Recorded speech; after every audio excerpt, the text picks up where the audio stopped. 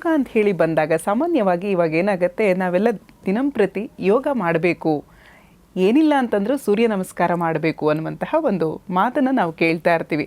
ಅದರಲ್ಲೂ ನಾವು ಬಹುಮುಖ್ಯವಾಗಿ ನೋಡ್ತಾ ಇರ್ತೀವಿ, ಯೋಗ ದಿನಾಚರಣೆ ದಿನವಂತೂ ಎಲ್ಲರೂ ಕೂಡ ಮ್ಯಾಟ್ ಹಿಡ್ಕೊಂಡು ಓಡ್ತಾ ಇರ್ತಾರೆ. ಇವತ್ತು ನಾವು ಯೋಗ ಮಾಡಿಬಿಟ್ರೆ ಗೆದ್ದು ಬಿಡ್ತೀವಿ ಜೀವನದಲ್ಲಿ ಅಂಥೇಳಿ. ಒಂದು ದಿನ ಮಾಡಿದ್ರೆ ಸಾಕಾ, 2 ದಿನ ಮಾಡಿದ್ರೆ ಸಾಕಾ, ಅಥವಾ ಒಂದು ವಾರ ಮಾಡಿದ್ರೆ ಸಾಕಾ?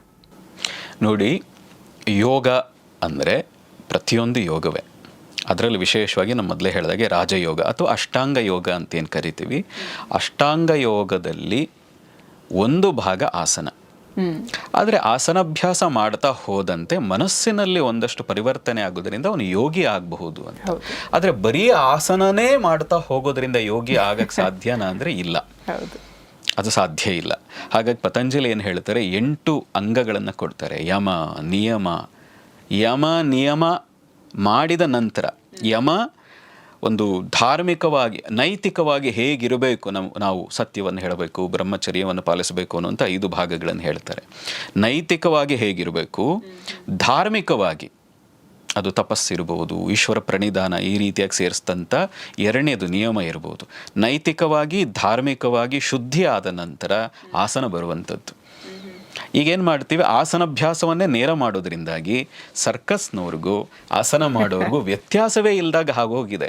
ಮತ್ತು ಆಸನದ ಮೂಲ ಉದ್ದೇಶ ಏನು, ಪತಂಜಲಿ ಹೇಳ್ತಾರೆ. ಆಸನ ಅಂದರೆ ಏನು? ಸರ್ವಾಂಗಾಸನ ಹೇಳಿಲ್ಲ, ನೀವು ಹೇಳೋ ಹಾಗೆ ಸೂರ್ಯ ನಮಸ್ಕಾರ ಹೇಳಿಲ್ಲ, ಮತ್ತು ಪ್ರತಿಯೊಬ್ಬರು ಮಾಡೋ ಹಾಗೆ ಪಶ್ಚಿಮೋತ್ತಾಸನನೋ ಧನುರಾಸನವನ್ನು ಹೇಳಿಲ್ಲ. ಪತಂಜಲಿ ಹೇಳಿರೋದು ಒಂದೇ ಒಂದು ಮಾತು, ಆಸನ ಅಂದರೆ ಸ್ಥಿರಂ ಸುಖಂ ಆಸನ, ಸ್ಥಿರ ಸುಖಾಸನ. ಸ್ಥಿರವಾಗಿ ಸುಖವಾಗಿ ನೀನು ಕೂರಕ್ಕೆ ಸಾಧ್ಯ ಆದರೆ ಆಗ ನೀನು ಆಸನದಲ್ಲಿ ಕೂತಿದ್ದಿ ಅಂತ. ಹಾಗೆ ಪ್ರತಿನಿತ್ಯ ಕೂರಕ್ಕೆ ಸಾಧ್ಯ ಆದರೆ ನೀವೊಬ್ಬ ಯೋಗಿ ಆಗಕ್ಕೆ ಸಾಧ್ಯ. ಆದರೆ ಯಾವುದೋ ಯೋಗ ದಿನದಲ್ಲಿ ಮ್ಯಾಟ್ ಇಟ್ಕೊಂಡು ಸೂರ್ಯ ನಮಸ್ಕಾರ ಮಾಡಿ ಅಥವಾ ಒಂದಷ್ಟು ಆಸನಗಳನ್ನು ಮಾಡೋದ್ರಿಂದಾಗಿ ಉಪಯೋಗ ಆಗ್ತದ ಅಂದರೆ ಆಗಲ್ಲ. ನಿಜ. ನೈತಿಕ ಯಮ ಮತ್ತು ನಿಯಮದ ಆಸನ ಪ್ರಯೋಜನ ಇಲ್ಲದೆ ಅಥವಾ ಅದನ್ನು ಅನುಷ್ಠಾನ ಇಲ್ಲದೆ ಬರೀ ಆಸನಾಭ್ಯಾಸ ಮಾಡಿದಾಗ ದೇಹದಲ್ಲಿ ಒಂದು ಫ್ಲೆಕ್ಸಿಬಿಲಿಟಿ ಬರ್ತದೆ, ಆದರೆ ಮನಸ್ಸಿನಲ್ಲಿರುವ ದೋಷ ಹೋಗಲ್ಲ. ಹಾಗೆ ಹೋಗದೆ ಇದ್ದಾಗ ಆಸನ ಮಾಡಿದಾಗಲೂ ಶುಗರ್ ಬಂದಿರೋರು ಇದ್ದಾರೆ, ಆಸನಾಭ್ಯಾಸ ಮಾಡ್ತಾ ಇರೋವರೆಗೂ ಹಾರ್ಟ್ ಅಟ್ಯಾಕ್ ಆದದ್ದಿದೆ. ಯಾಕೆ ಅಂದರೆ ಯಮ ಮತ್ತು ನಿಯಮ ಅದರ ಉಪಯೋಗ ಮತ್ತು ಅದನ್ನು ಅನುಷ್ಠಾನ ಇಲ್ಲದ ಆಸನಾಭ್ಯಾಸ ಮಾಡಿದಾಗ ಈ ಥರದ ವಿರುದ್ಧಗಳಾಗ್ತದೆ. ಇದಕ್ಕೆ ಭಕ್ತಿ ಮಾರ್ಗ ಏನಾದರೂ ಸಹಾಯ ಮಾಡ್ಲಿಕ್ಕೆ ಸಾಧ್ಯತೆ ಇದೆಯಾ? ಹಾಗಾದ್ರೆ ಖಂಡಿತವಾಗಿ ಸಾಧ್ಯ. ಪತಂಜಲಿ ಅದಕ್ಕೆ ಈಶ್ವರ ಪ್ರಣಿಧಾನ, ಈಶ್ವರನಲ್ಲಿ ಶರಣಾಗು ಅನ್ನೋದನ್ನೇ ಹೇಳಿದ್ದಾರೆ. ಅಲ್ಲಿ ತಸ್ಯವಾಚಕ ಪ್ರಣವ, ಪ್ರತಿನಿತ್ಯ ಒಬ್ಬ ಯೋಗಿಯಾದವನು ಪ್ರಣವವನ್ನು ಜಪ ಮಾಡಬೇಕು ಅಂತ ಹೇಳಿದ್ದಾರೆ. ಇದೆಲ್ಲ ಅರ್ಥ ಏನು? ಇದು ಭಗವಂತನಲ್ಲಿ ಸೇರ್ಲಿಕ್ಕೆ ಬರೀ ಆಸನ ಪ್ರಾಣಾಯಾಮ ಸಾಕಾಗಲ್ಲ, ನಿನ್ನಲ್ಲಿ ಆ ಭಕ್ತಿ, ಆ ಶರಣಾಗತಿಯ ಭಾವವೂ ಈಶ್ವರ ಪ್ರಣಿಧಾನವೂ ಇರಲೇಬೇಕು ಅನ್ನೋ ಕಾರಣ ಇರೋದ್ರಿಂದಾಗಿ ಭಕ್ತಿಯೂ ಅದರಲ್ಲಿ ಸೇರಿದೆ. ಮತ್ತು ವಿಶೇಷವಾಗಿ ಈ ಆಸನಾಭ್ಯಾಸ ಪತಂಜಲಿ ಸೂತ್ರ ಏನಿದೆ ಅದು ಸಾಂಖ್ಯ ಯೋಗದ ಮೇಲಿದೆ. ಅಂದರೆ ದ್ವೈತ ಸಿದ್ಧಾಂತ ಅದು ಒಂದು ರೀತಿಯಾಗಿ. ಅಂದರೆ ನೀನು ಆ ಭಗವಂತನಲ್ಲಿ ಒಂದಾಗಲಿಕ್ಕೆ ಸಹಾಯ ಮಾಡುವಂಥದ್ದು ಈ ಮಾರ್ಗ.